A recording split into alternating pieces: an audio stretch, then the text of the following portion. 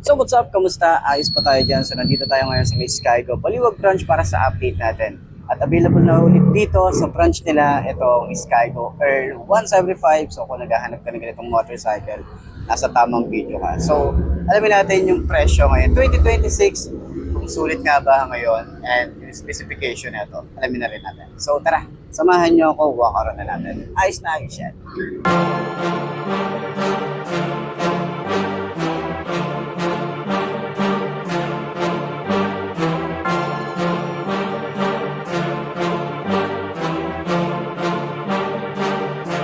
It's 5 a.m. Ain't nobody see the work that I'm putting in. Something deep inside a thirst. I can feel it in my skin. Look around me, it's a curse. Think I'm losing all my friends. And overnight success, what they'll call it in the end. I got this hunger inside of me, violently scratching and clawing. The scars multiplying. I need something more in this life. It ain't finding me. Fuck it, I'm done being silent. You see, I need purpose. A reason to think that it's all fucking worth it. A reason to wake up and live in this circus. A reason to fight all my visceral urges. Growing up, never felt like I fit in. I still don't, but it's better when I get wins. On stage, looking out at my best friends. We gon' get real loud till the night ends. I get pissed that I still don't have a top 10. It's a fucking boys club at the top then. Like I bracket haze just to get in. I ain't doing that shit, I don't pretend. Yeah, I wanna be the best. Always had a drive that I had to beat the rest. Yeah, put me in the game when there's only seconds left. When the game's on the line, yeah, you see me at my best. I can feel it in my heart when it's beating at my chest. That's when I lock in, getting better every breath. That's when I'm all in. So ayun ang mga best na ngayon, 2026, available pa rin nga po dito sa Skygo Baliwag branch. Itong Earl 175, so marami talagang nagme-message sa atin kung sulit nga ba ang 175 ng Skygo, itong Earl. So okay ba siya i-long ride, okay ba siya i-pang beginner bike.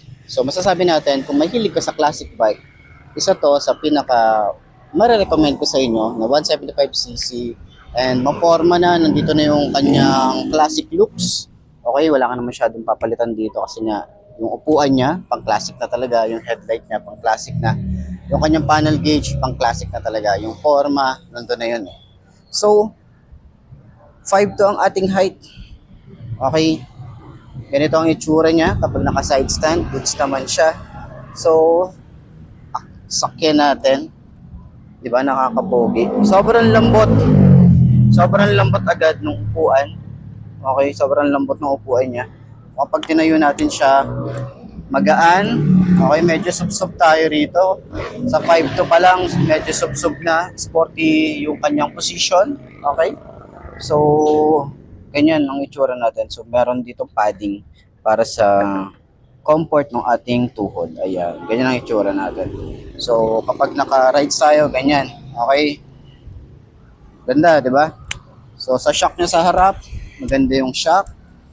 Sasabi ko na malambot. Yung shock sa likod, medyo matigas. Siyempre, ganyan lang yung play natin dyan. Okay? So, sa turning radius, hindi siya gaano kalaki yung turning radius niya. Di ba? Hindi siya masyadong malawak. Okay, hindi siya malawak. Kaya kapag nag-turning radius tayo or nag-U-turn tayo, medyo malaki yung kakainin natin na kalsada. Okay? So, expected na natin yan dahil nga medyo malaki yung tangke. Tatama kasi siya talaga. Ayan. Kaya yung turning radius niya is hanggang dyan lang. So, nagustuhan natin dito yung kanyang classic look talaga. Dapat nga dito, classic 175 na lang to eh. Pero meron din to na, na other part din, 150. Pangalan naman, Boss 150. So, yun, hindi pa natin ulit nakita yon kung magiging available ba ulit dito yon. So, pati yung Magnus. So, gusto ko rin yung maupuan ulit. Kasi nga, bihira natin yung makita. Okay, so, yan. So, sa tingin nyo, sulit nga ba ang presyo nito at yung specification ng Earl 175 niya? 2026, bagong taon, bagong motor, baka ito na yon. So, center stand natin. Magaan ba siya yung center stand? Magaan. Kayang-kaya. I can handle any threat, I ain't never second guess. I know I could be the best. Let me tell you what I know about life. Yeah, the more that you push and the more that you fight is the more that you learn. What you got deep inside is the more that you learn, and you find out your why. It wasn't ever that cool to be a tryhard, but all the cool kids didn't make it that far. It doesn't take education, it takes smarts. It takes fucking hard work and a full heart.